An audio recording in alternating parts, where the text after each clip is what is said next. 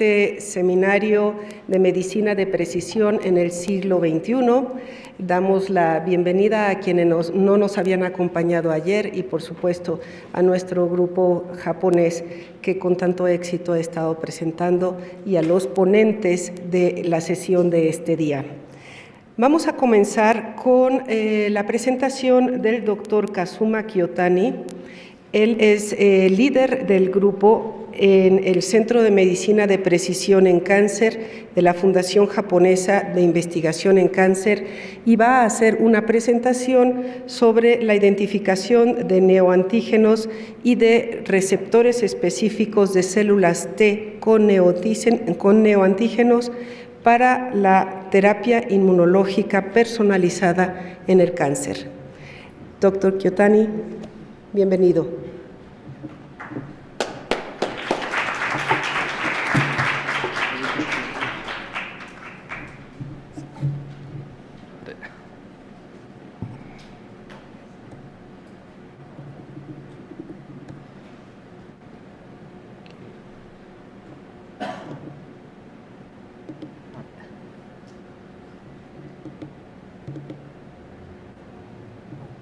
So, my name is Kazuma Kiyotani from the Japanese Foundation for Cancer Research in Japan. So, first of all, thank you for inviting me to such good symposiums. I'm very happy to present my study here. So, I'm talking about the neoantigen project. So,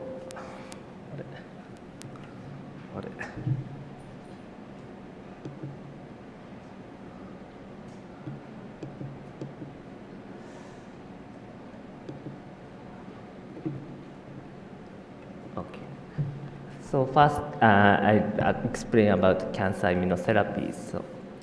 So after development of immune checkpoint inhibitor, anti-PD-1, anti-PD-L1, anti-CTLA4 antibody, so cancer immunotherapy become one of the major treatment options for cancer, so as well as surgery, radiation, or chemotherapies.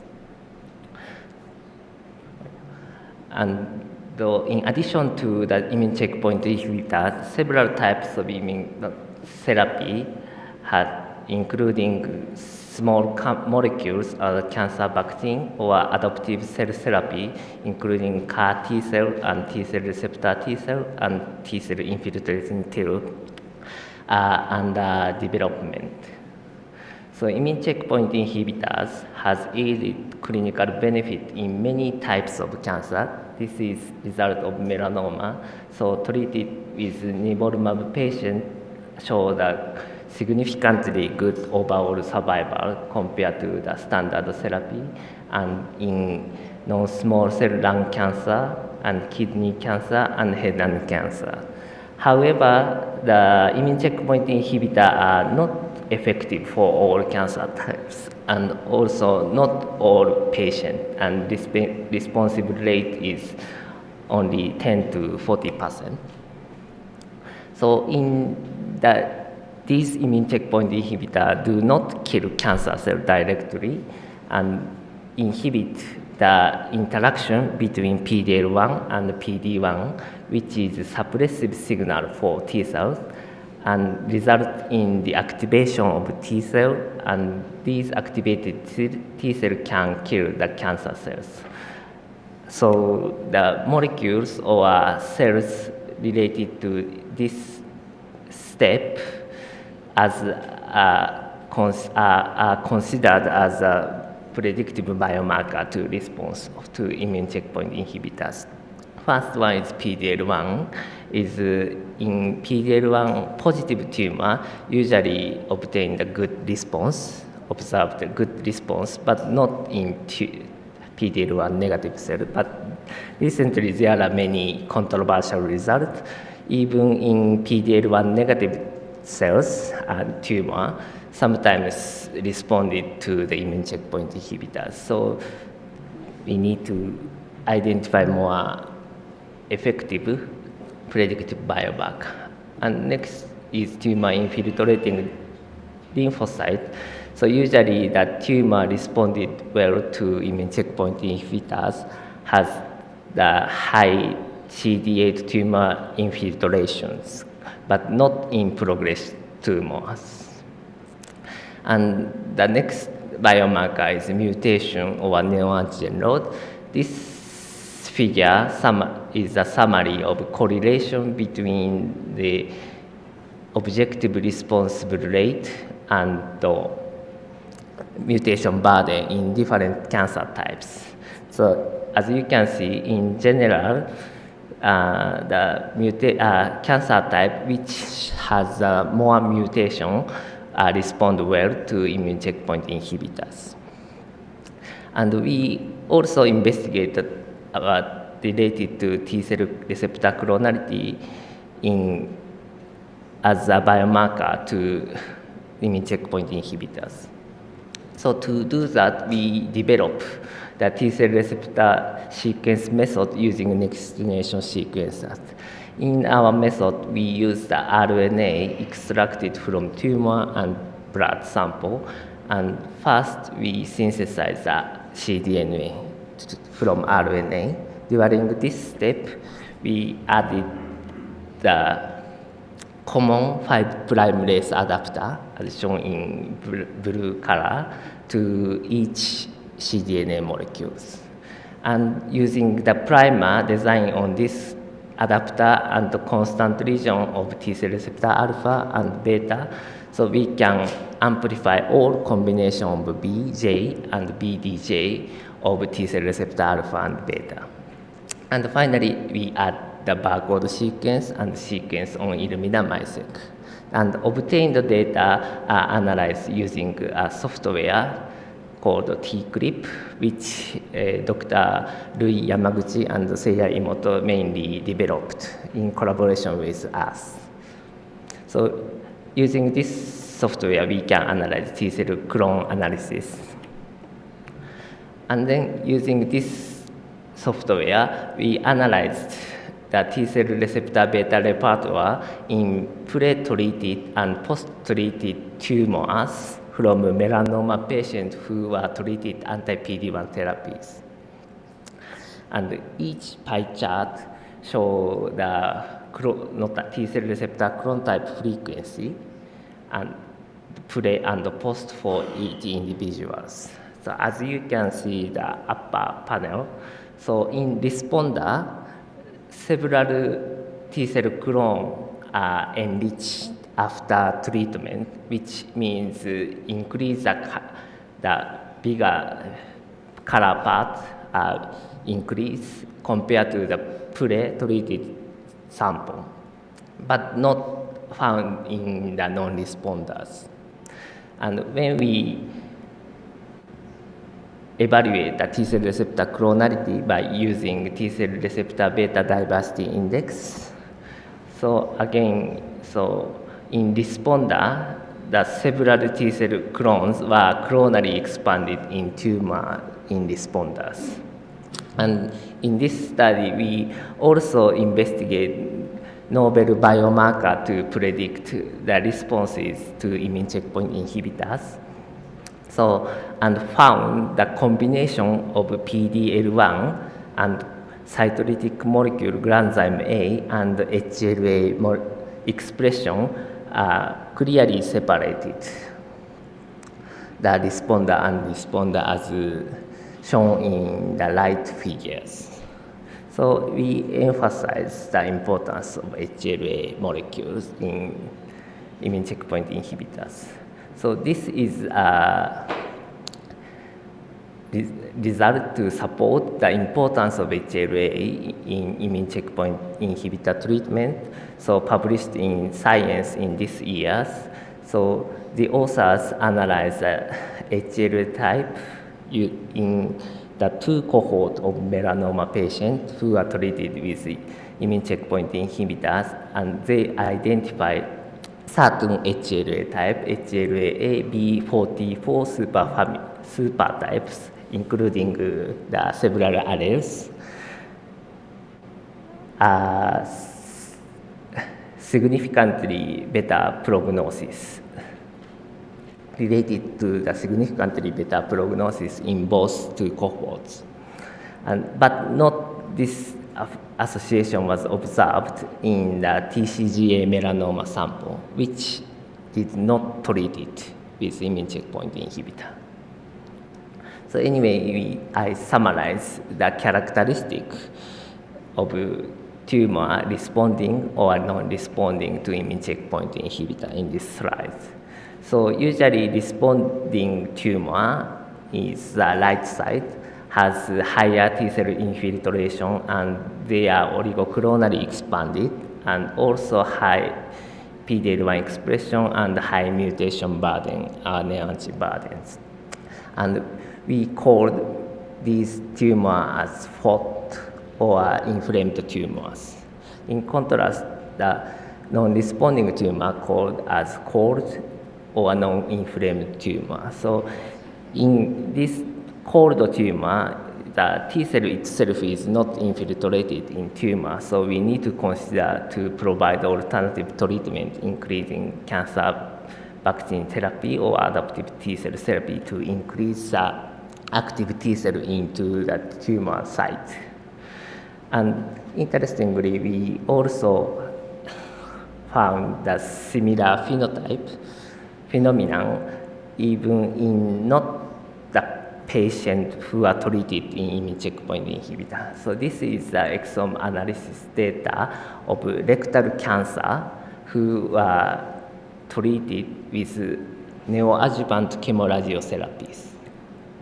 So when we count the SNB number and indel number and compare to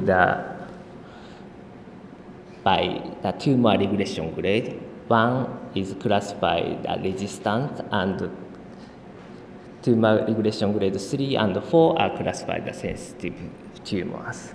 Compared to the resistant tumor, the sensitive tumor has higher mutation, SNB also indel, and also the neoantigen load are shown in the bottom figures.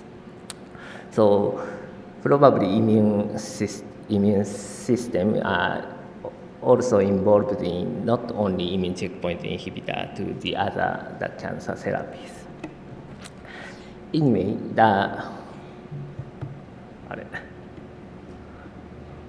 maybe we start.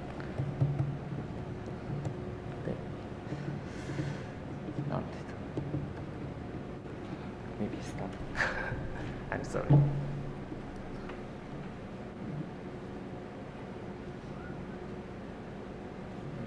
Not the link.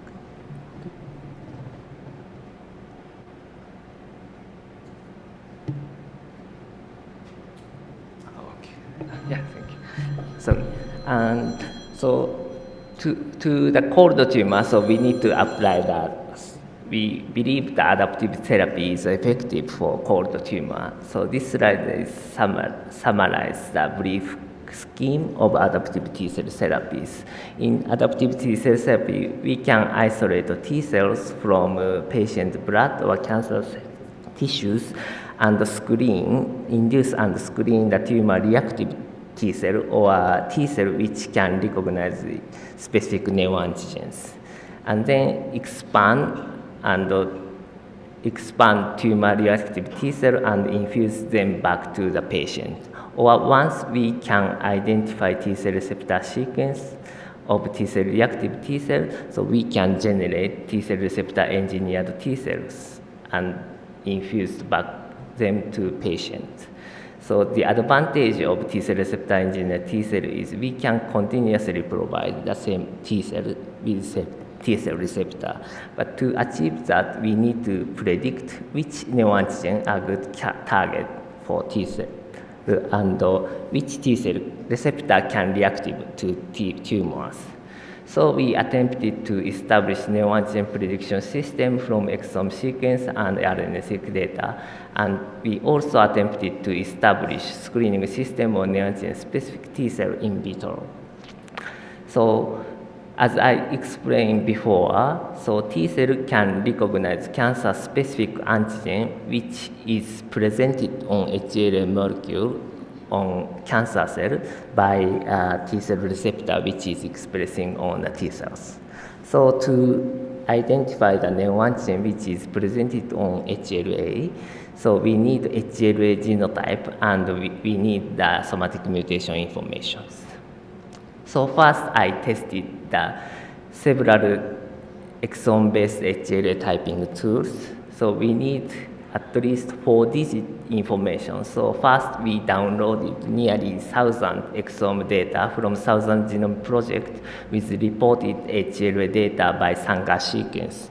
So as you can see at bottom slide, bottom figure, so when we compare the 3 software, OptiType and Polysolver and PHLAD, so OptiType show the highest accuracy to genotype HLA, as high as 97.2% for HLA class 1, so, and followed by Polysolver and PHLAD. So we decided to use the OptiType to our pipeline. And the second step is variant calls from exome data. So we use the genome exome protocol, which is developed in Dr. Miyano's lab, and then obtain the FASTQ map to the HG19 reference genome and remove the unnecessary read. And by comparing tumor and normal sample, so we can obtain the somatic mutation list. And finally, we extracted the non-synonymous mutation and indel, as shown in the bottom tables, because the non-synonymous mutation and indel has potential to generate neoantigens. So in non-synonymous mutation case, shown in left side, the non-synonymous mutation has only one amino acid substitution from normal protein. So to generate the neoantigen, which has one amino acid difference from normal, and other sequences are exactly same as normal proteins. And non-frame shift case also generate possible neoantigen with one or a few amino acid difference from the normals. But in contrast, the frame shift indel generate a completely new sequence, amino acid sequence from normal after frame shift side until premature stop codon. So it has potential to generate more neoantigen, which is completely different from normal. And this is an example. So frame shift states, after frame shift sites, the completely new amino acids are generated until premature stop codon.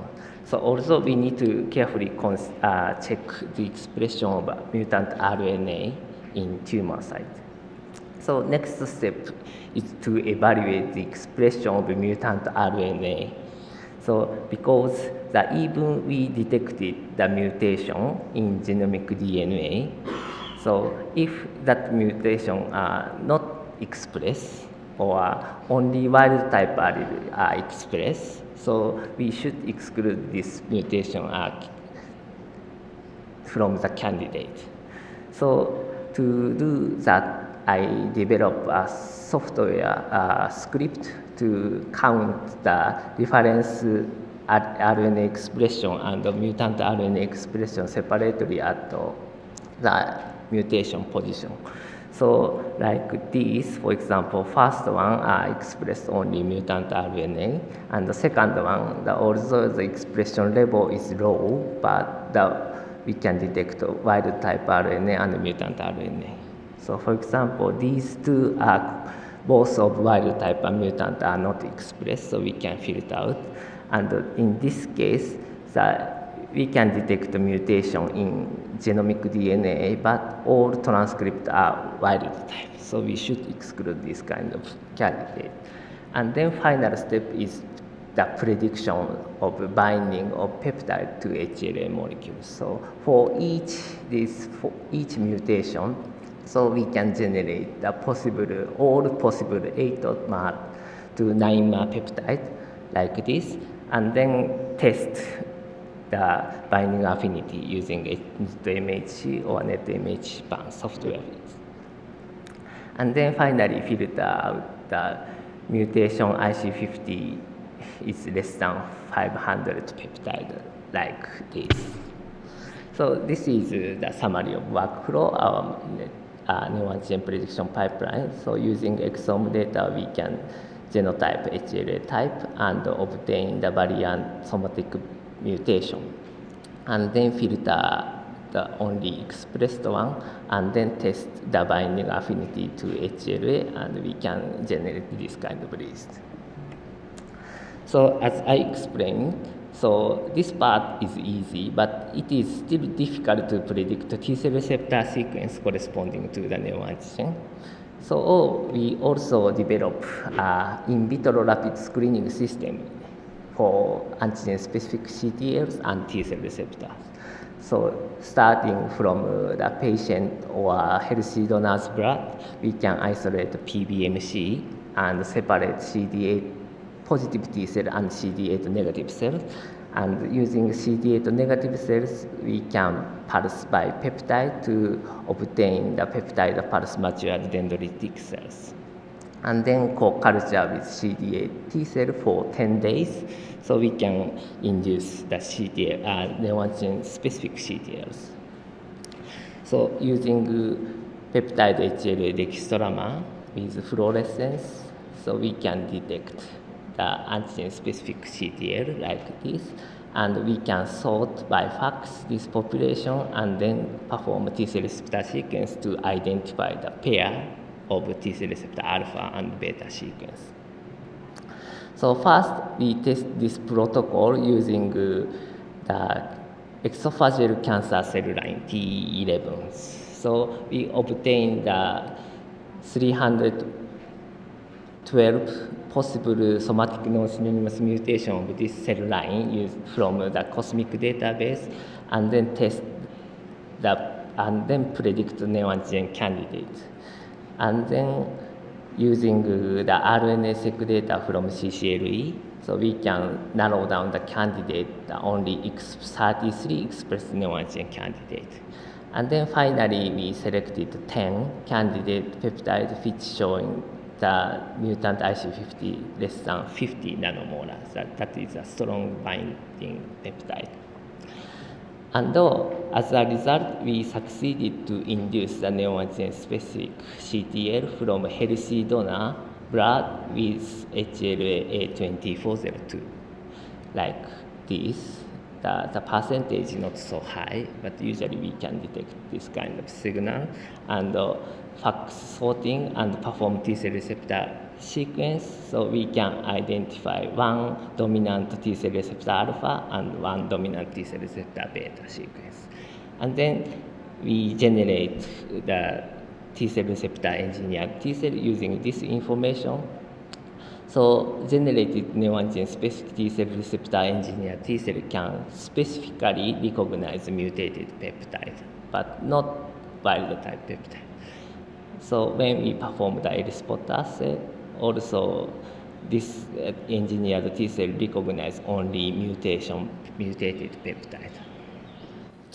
So next we screen the neoantigen using clinical sample of ovarian cancer, which has HLA-A0201, which is the most common in Caucasians.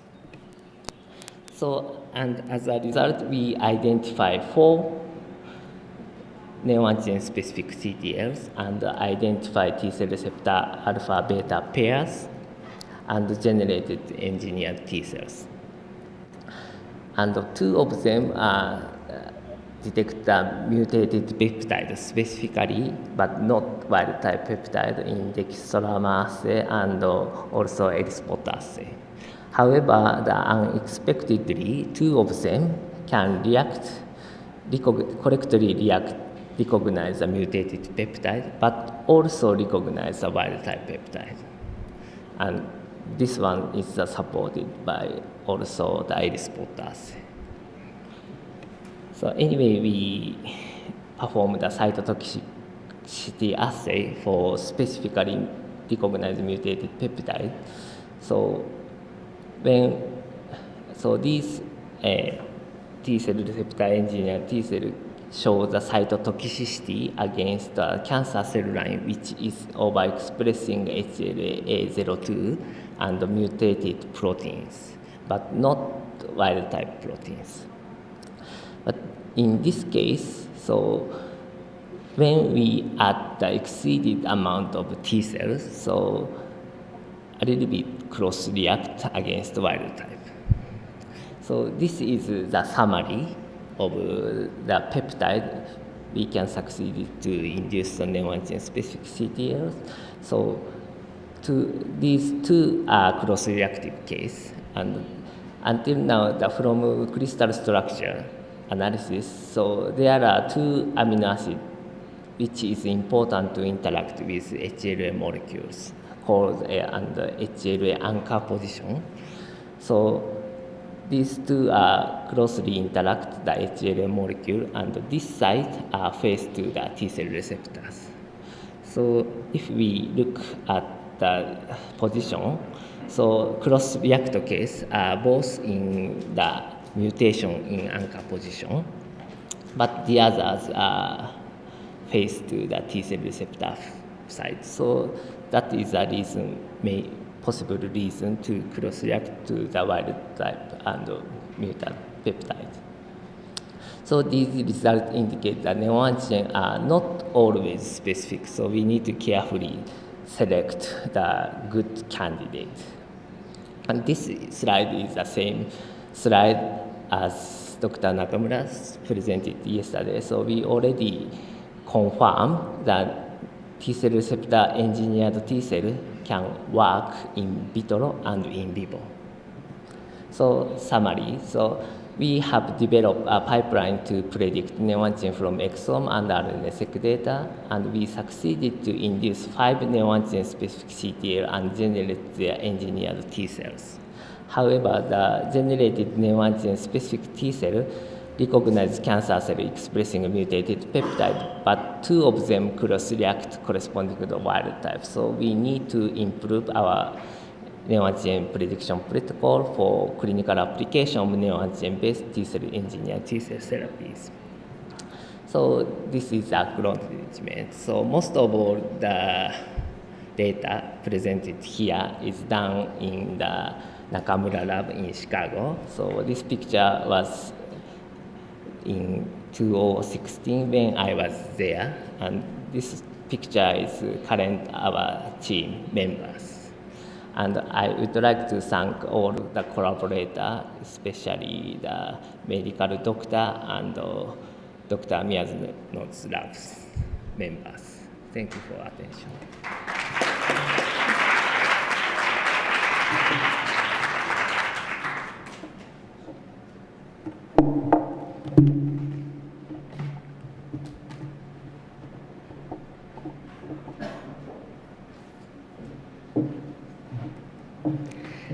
Thank you very much, Dr. Kyotani. I hope in the future we can find these new antigen-specific cells that can work with cancer specifically. And our next talk is by Dr. David Kershenobich. Dr. Kershenobich, perdón, estoy en español. Nuestra siguiente plática es del doctor David Kershenobich. El doctor Kershenobich es el director general del Instituto Nacional de Ciencias Médicas y Nutrición Salvador Subirán, uno de los institutos más reconocidos en México. Le agradecemos mucho, doctor Kershenobich, que haya aceptado la invitación para venir a platicar el día de hoy de depósitos grasos en el hígado. Muchas gracias, bienvenido.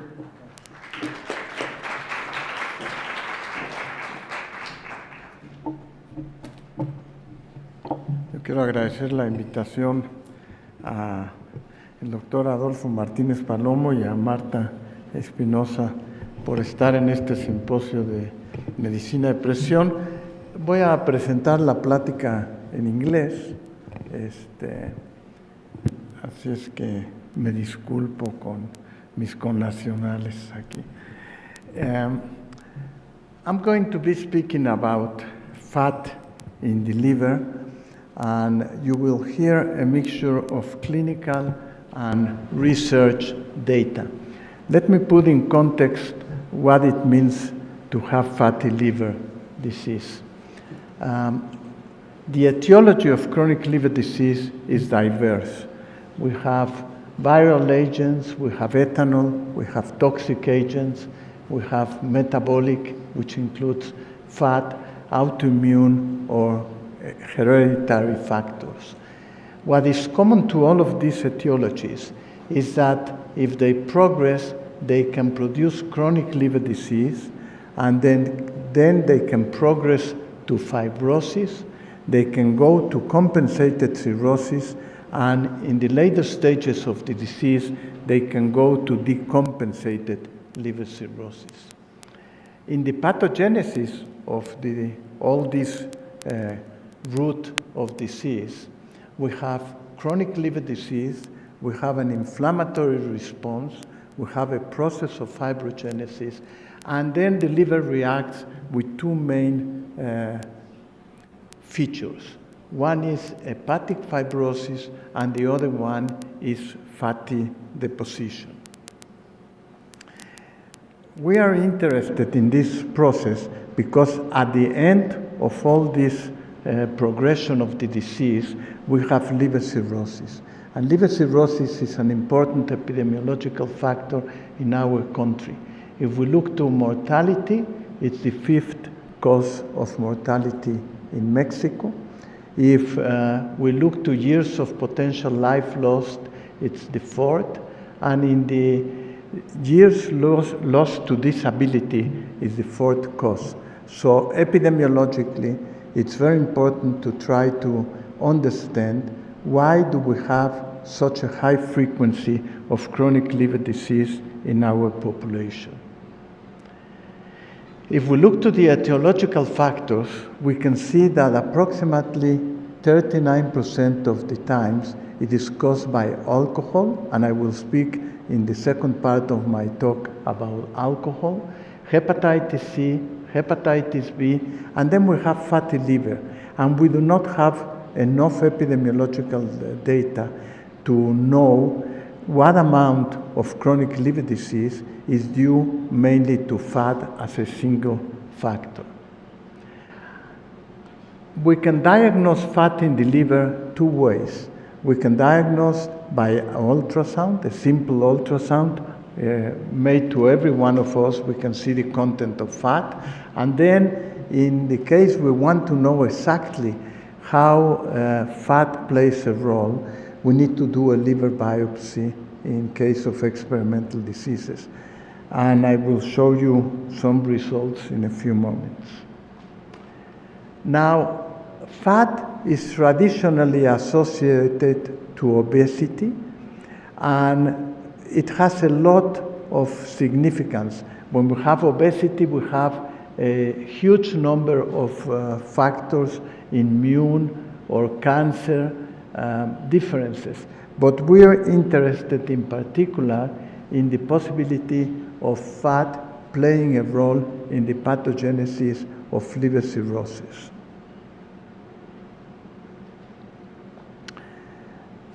Having fat in the liver, it's not a single event, but it can manifest clinically in different ways. We can have steatosis, which is if you have an obese person and does not have a disease, he can have fat in the liver, and that's what we call steatosis. If fat progresses and produces inflammation, then we have steatohepatitis. Then we can have fibrosis, cirrhosis, and eventually we can have hepatocellular carcinoma. But fat is caused mainly by two factors, which I will be approaching in a few moments. One is what we call non-alcoholic fatty liver disease, a person that does not drink alcohol and develops fatty liver disease. And then we have the possibility of alcoholic fatty liver disease, a person that consumes alcohol in excess and has fat in the liver. Back in 2008, Dr. Romeo at Johns Hopkins was conducting a study which was called the Dallas Heart Study. And they documented the amount, they measured the amount of fat by magnetic resonance in a cohort of 2,111 patients. And they were able to demonstrate the identification of a SNP, which you have there in parentheses, in a specific gene which was coding for patatin-like phospholipase in domain 3, which is known as PNPLA3. Now, that was the first time that we were able to know that there was a marker or a biomarker that could be useful to detect the risk of developing liver disease due to fat.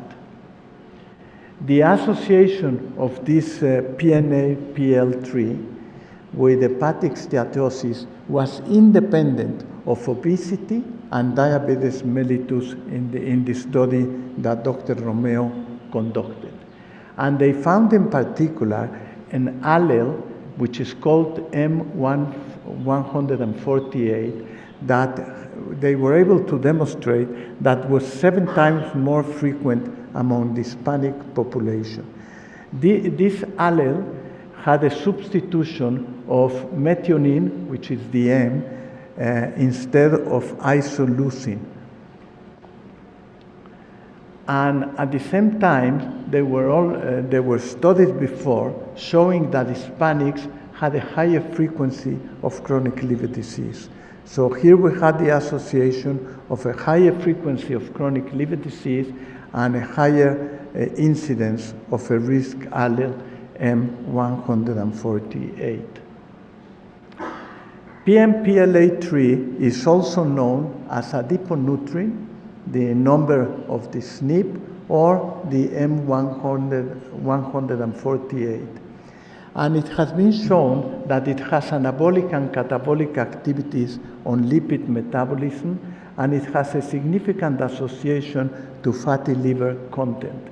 However, its demographics and ethnics and its role in non-alcoholic fatty liver disease have not been fully elucidated.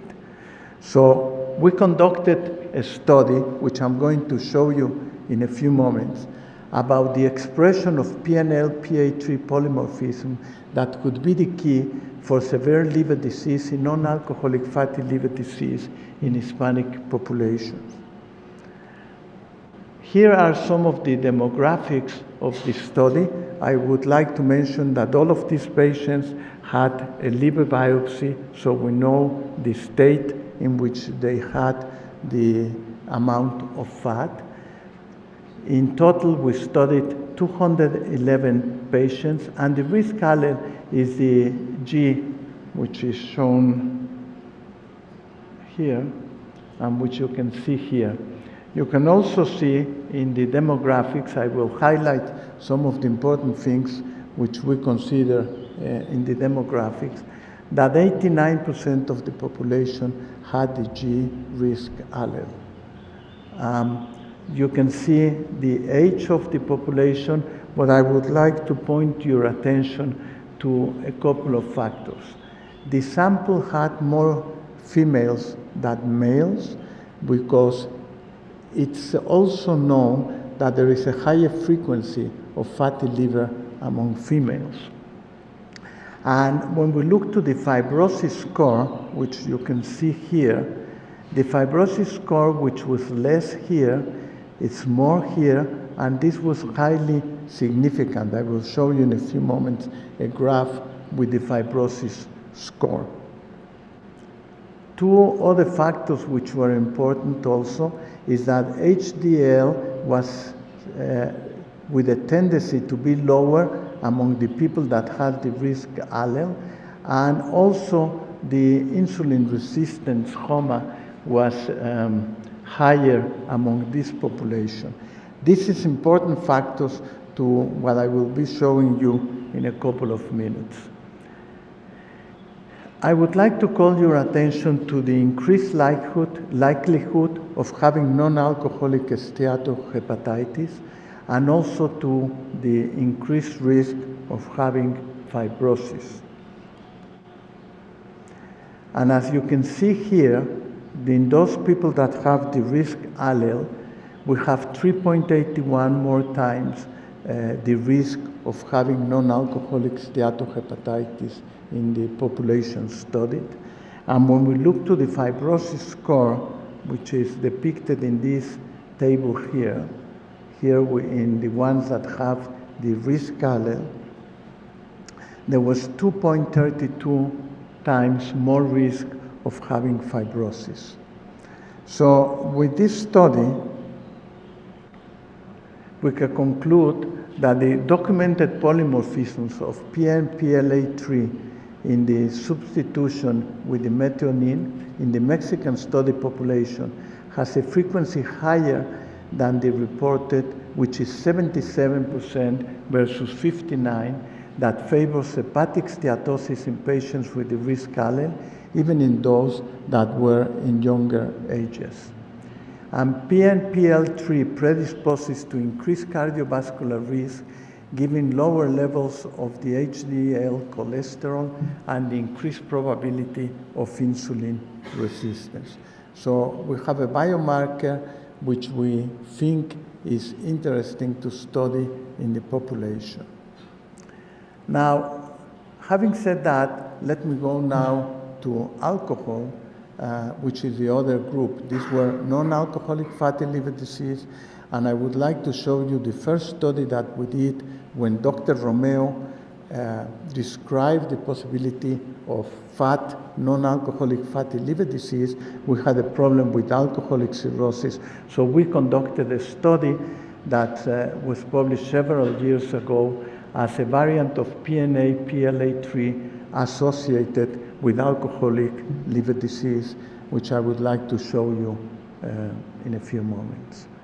So this is a study in which here the important thing of this graph is the part that we analyzed Mexican populations with ancestry of at least 2 generations in Mexican born, and we studied specifically 482 patients with alcoholic liver cirrhosis, 434 alcoholics without liver cirrhosis, and we had a sample of 305 healthy controls.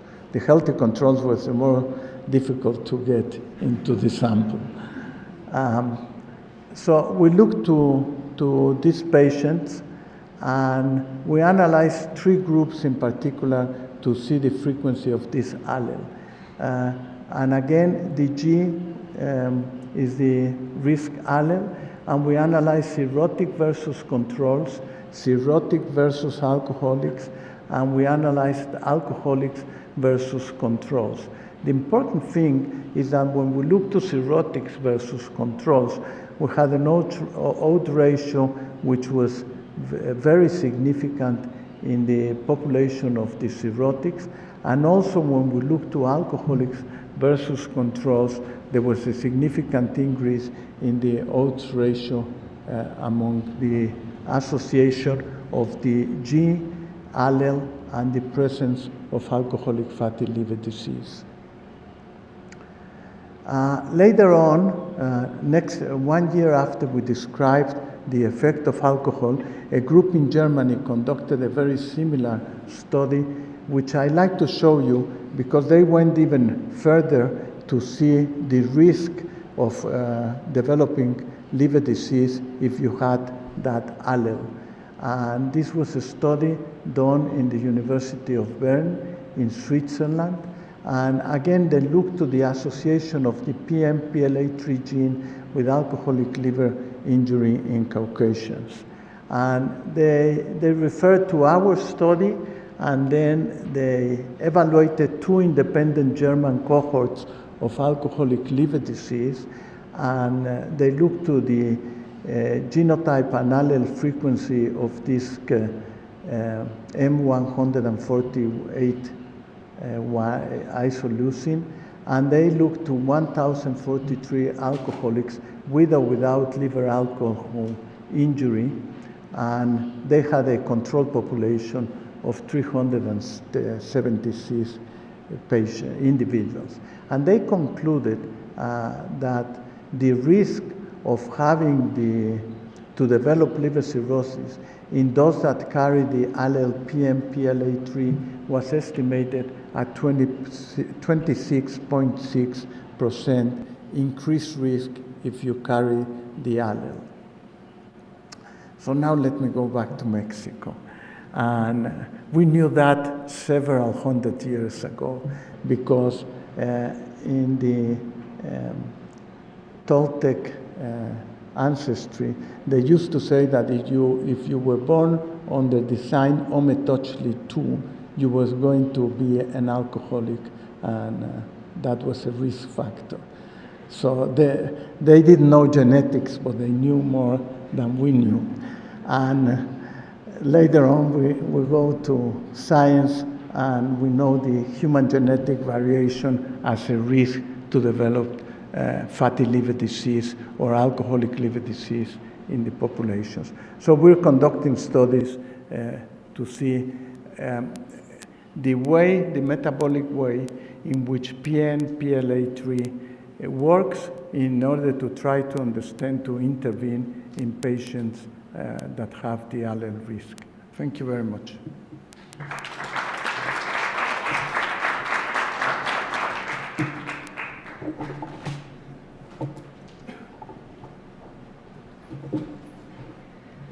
Muchas gracias, doctor Kershenobich, por compartir estos interesantes resultados que iniciaron en la población mexicana, pero que se extienden también a otras poblaciones. Muchas gracias. Nuestra próxima presentación está a cargo del doctor Seiya Imoto. Él pertenece al Centro de Inteligencia en Salud del Instituto de Ciencias Médicas de la Universidad de Tokio, y su plática tiene que ver con Immunogenomic Pan-Cancer Landscape Reveals Diverse Immune Escape Mechanism and Immunoediting History. Doctor Imoto, muchas gracias por estar aquí. Bienvenido.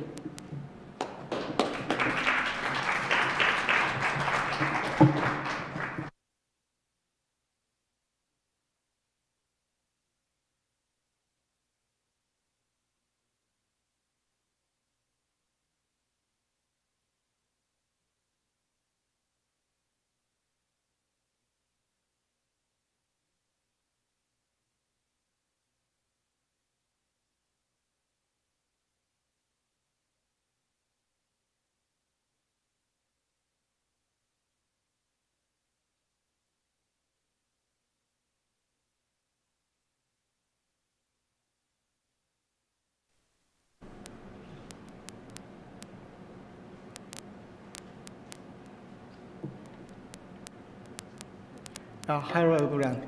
I'm Seiya Imoto from the University of Tokyo. First of all, I'd like to thank the organizers to give me this opportunity to present our research in this wonderful seminar.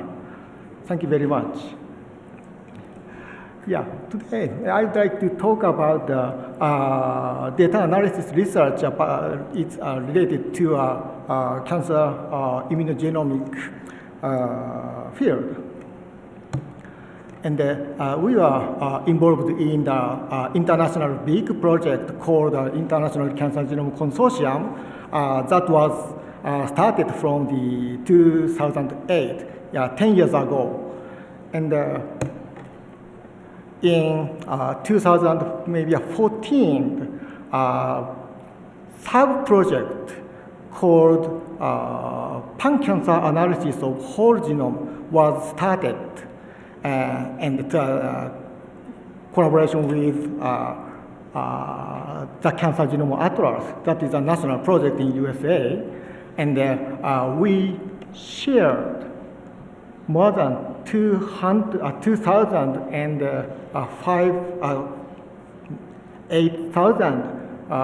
cancer whole genome sequencing data, and together with 1,400 RNA sequencing data we shared, and and 10 data center are pre-processed to this much amount of data, and the result we shared more than 600 cancer researchers to do a downstream analysis. And researchers are divided into 16 research groups. And 2,500 donors whole genome sequencing data we have, but from one donor we have tumor sample whole genome sequencing data and matched normal, usually taken from blood, control whole genome sequencing data. So from one donor we have 2 whole genome sequencing data. So in total, about 6,000 whole genome sequencing data we shared. And also 1,400 RNA sequencing data are taken from mainly tumor samples. And for storing such cancer genome big data, we use 1 petabyte storage just for keeping. And if we analyze this data, the size of the file is about 4 times or 5 times. So the big data storage is necessary. And this list shows the working groups and their research topics. And we are involved in the 15th group, mitochondrial DNA and immunogenomics, and we are involved in the immunogenomic research group. The leader is Dr. Hideaki Nagara in Riken. And today's talk, many colleagues make much effort, and I'd like to thank the members highlighted in blue color, especially. And using the whole genome sequencing data, the RNA sequencing data, our research interest is first we want to create immunogenomic profiles to characterize the current status of cancer cell. Then I would like to unveil the diverse immune escape mechanisms. After that, we want to define a new statistic to represent the immune escape history for tumor cell. Then finally, I would like to show some relationship between our new defined index and clinical outcomes. We focus on in this study, we focus on the immune-related genes, and we collect the genes involved in the antigen representation pathways for class 1 and class 2, and the immune escape pathways, and the cytokine signaling and apoptosis pathways, and in total, 267 genes we collected, and we focus on these immune-related genes. And first, we checked the frequency and types of the somatic mutations occurred in the immune-related genes. And this is the distribution of somatic mutation types. And you can see the dominant of somatic mutations are copy number aberrations. So we first focus on the copy number variations in immune-related genes. IL-10, we first focus on the function is immune suppressor gene, and we focus on the difference between the copy number of IL-10 and the ploidy of the sample. The ploidy can be considered as a mean value of copy number, and that can be computed in each of samples. And we show the 5 types of tumors, and the horizontal axis is tumor samples. Vertical axis represent the difference between the copy number of IL-10 minus ploidy of the sample. And you can see that, for example, the liver cancer, the many tumor samples, IL-10 are amplified rather than the ploidy. However, and also the same characteristic can be seen in breast cancer, skin melanoma, and lung cancer. However, the kidney cancer, the copy number of IL-10 is following the ploidy, not amplified selectively. So we call this phenomena is the selective copy number gain, and the function of IL-10 is immune suppressor gene. And probably we guess that this phenomena is related to the immune escape mechanism, and we extend this analysis to all of immune-related genes, and this is a landscape of the result. And the vertical axis represents the cancer type, 31 cancer types, and the horizontal axis represents the genes. Sorry, the data is very small and you cannot see. However, these genes in the green box form a fine cluster, and in many types of cancer, selective copy number gain occurred in those genes. And this cluster includes IL-10 and also TGF-beta2. The function of the TGF-beta2 is also an immune suppressor gene. So we want to find some evidence whether the selective copy number gain of IL-10 or TGF-beta2 immune suppressor gene works as a immune escape mechanism or not. So first we investigated the infiltrated immune cell using the RNA sequencing data, and we used the CyberSort program to find the composition of the immune cell infiltrated to a tumor sample in each sample. And I didn't notice the types of immune cells for the colors, but we can find the composition of the immune cells in each sample. But this is just a composition, not a total amount of immune cells infiltrated in the tumor samples. So we focus on the expression value of the CD45 that can be considered as a marker of the amount of the infiltrated immune cell.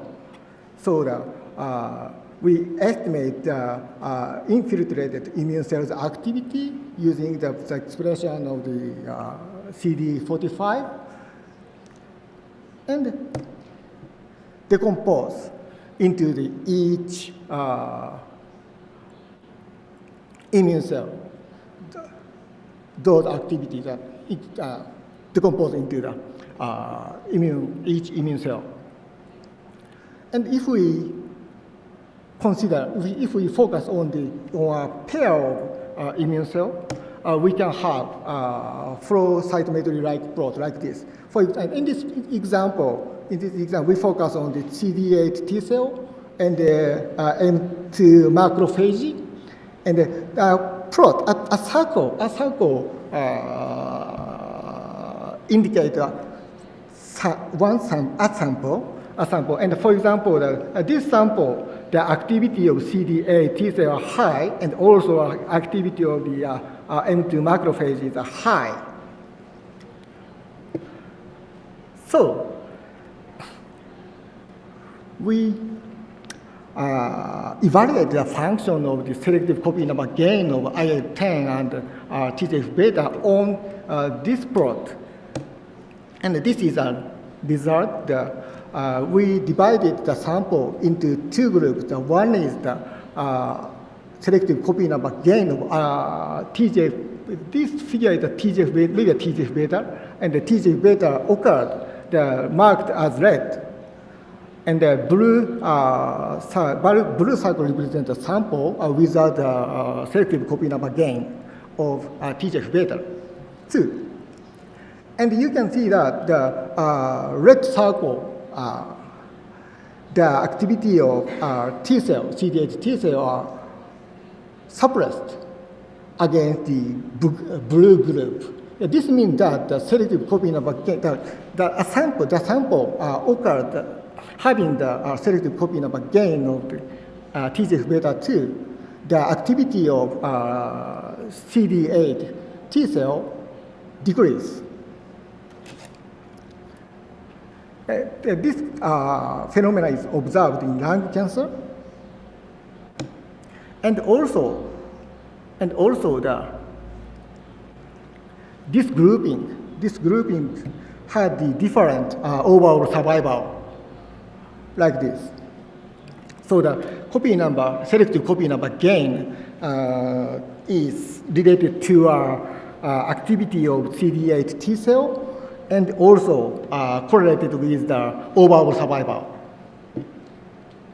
This is the first part of my talk, and we focus on the other types of mutations in immune cells. And we first applied bi-directional clustering, and the vertical axis is immune gene, and the horizontal axis represents a sample, and you can see this subcluster, and those genes are related to HLA, and blue represent copy number loss.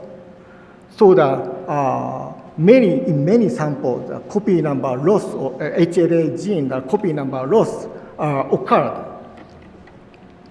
More specifically, the HLA-B and A and C, the 4%, 3%, 3% donors, the HLA loss or some other somatic mutations occurred.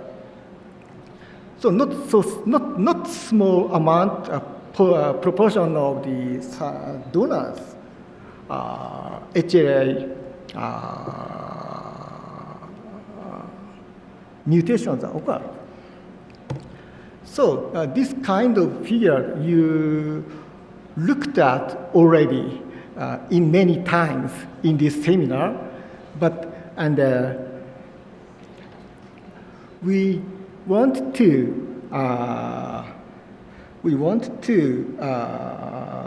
find some relationship between the HLA and HLA's mutations and to immune response.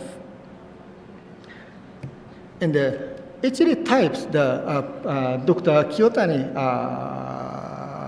already well explained, and I can skip this explanation. But HLA types can be defined by a pattern of the polymorphisms on the HLA genes. So you can see that there are many polymorphism sites in HLA coding regions. So if we sequence the HLA gene, and we align the leads into reference genome.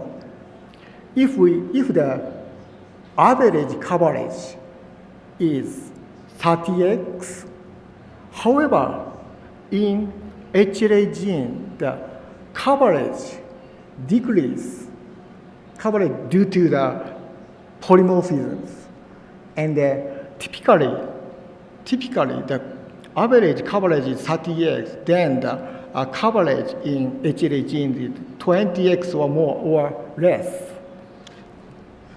But from the sequencing data, the HLA genotyping is a process that determines the HLA types of HLA genes from the whole genome sequencing data, in my case.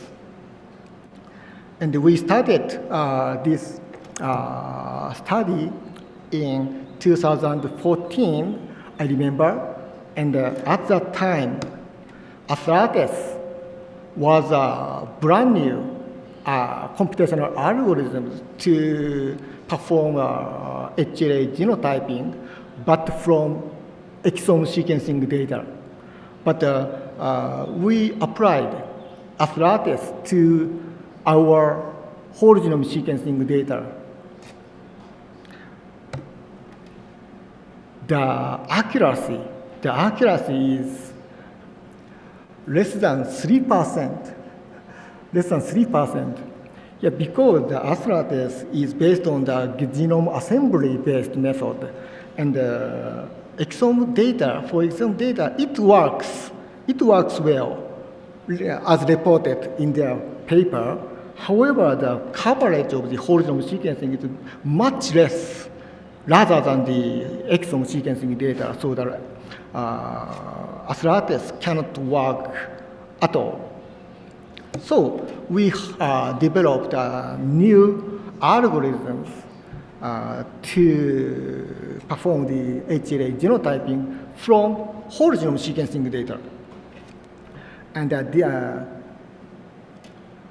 our student, Shuto Hayashi, will present the detail of these. He is a developer of this method, and he will present the detail of this method in the second day of the workshop. However, our developed method works well very much, and even for whole genome sequencing data, the accuracy of HLA genotyping in 4-digit or 6-digit, the accuracy is more than 98% or more. And also, this method can not only perform the HLA genotyping, but also estimate the samples HLA sequences. This means that rare variant or novel HLA types that are not stored in the current database can be found. And we applied our method to all of whole genome sequencing data of pan-cancer analysis, and we determined the HLA types of the class 1 gene and the 5 class 2 genes, and also the somatic mutations in HLA genes can be observed, can be found and detected. So after determining the HLA types, we want to detect the neoantigens, and the neoantigen detection process, Dr. Kiyotani already explained. I can skip. But in our pipeline, from VCF file, SNV, indel, structural variation, and fusion transcript, the mutated peptide generated from those somatic mutations can be analyzed and neoantigens are automatically estimated. And this is the distribution of the number of neoantigens across the tumor types. And skin melanoma, the most, the number of neoantigens are observed.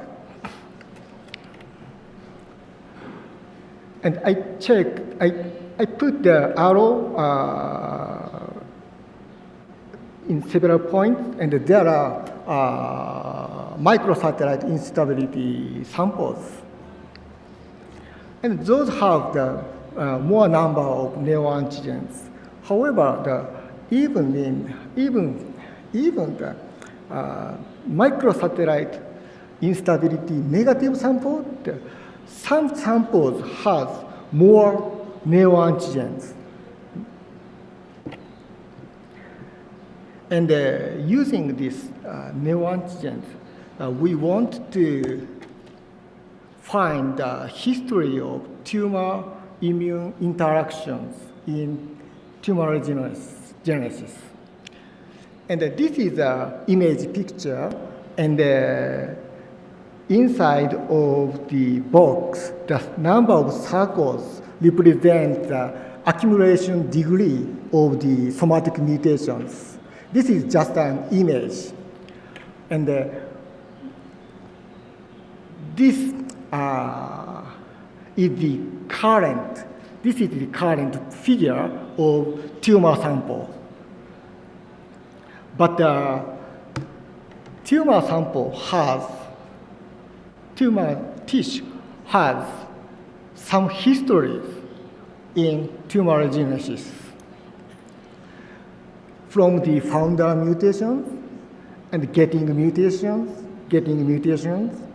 and then the current figure is achieved. However, in this process, some somatic mutations are represented by HLA, and T cell recognize it.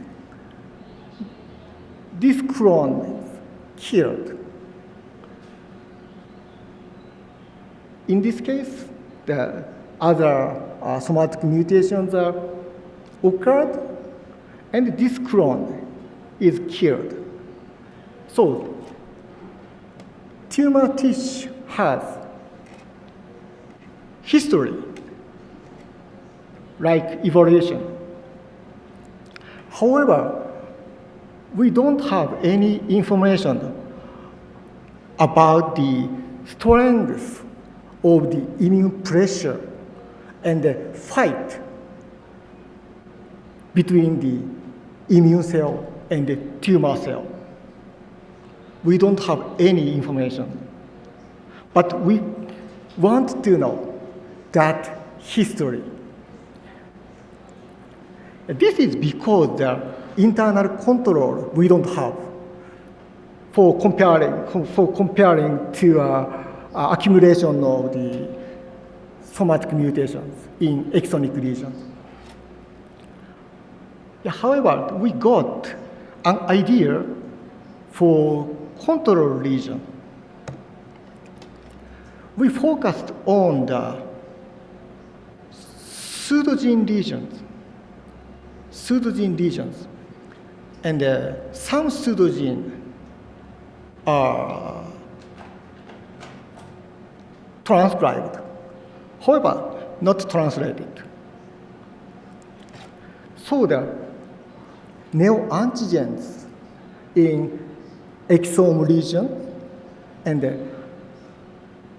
not real, but virtual neoantigens from pseudogene regions, we can compare, and that comparison can be produce the information about the strength of the immune pressure that is related to our immune history. Then, if we quantify the strength of immune pressure, we can find some sample whose whose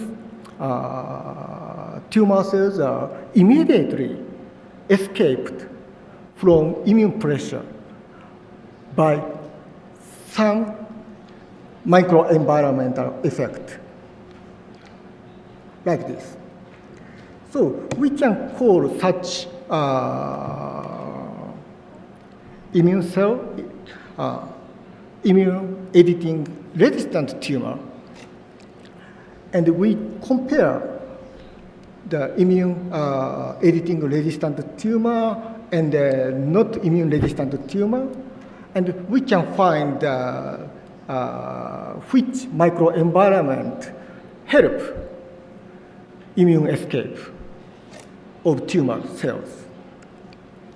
So in mathematically, we define the immune editing index using the neoantigens in exonic regions and virtual neoantigens in pseudogene regions. And for this analysis, we first create the database of the pseudogene sequences, and we focused on the pseudogenes with parental genes, and focus on the sequences after the first stop codon. So using this value of the IEI, called IEI, if the IEI is less than,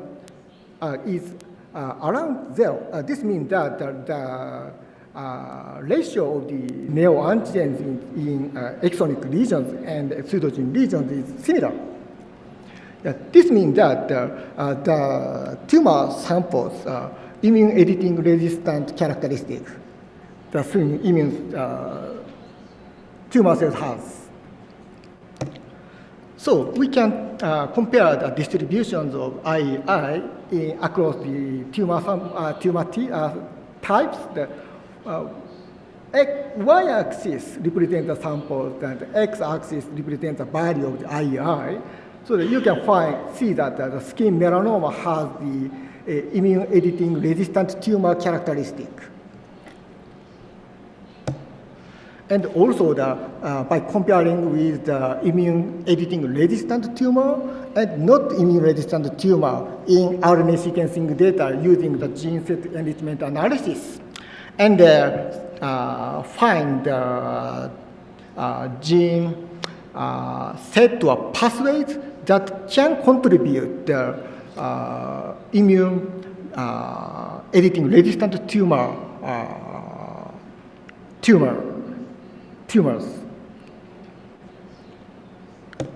And finally, using the value of the IEI, we divided the samples into two groups. One is resistant tumor, and the other is not resistant tumor. And then check the overall survival. And in lung and pancreas, the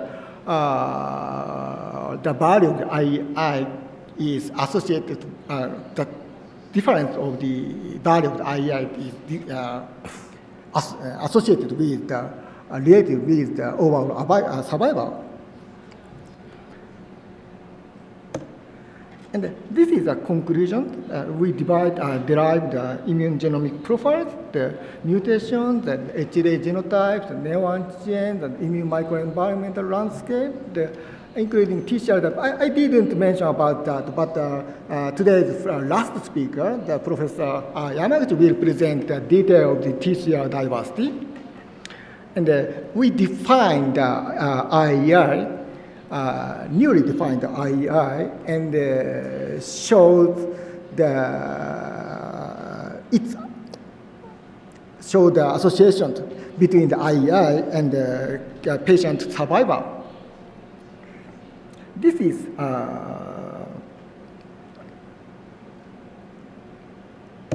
the final of my presentation. Thank you very much. Gracias.